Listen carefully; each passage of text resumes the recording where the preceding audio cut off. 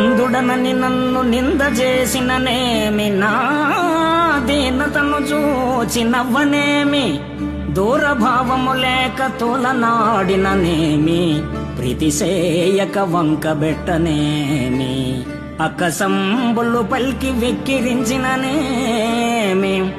తీవ్ర కోపము చేత తిట్టనేమి, హెచ్చు మాటల చేత నెమ్మెలాడిననేమి, చెరిదాపట గేలి చేయనేమి, కల్పవృక్షంబు వలె నీవు కల్గనింక, ప్రజల లక్ష్యంబు నాకేల పద్మనాభ, భూషణ వికాస శ్రీధర్మపుర నివాస, దుష్ట సంహార నరసింహ దురిత దూర.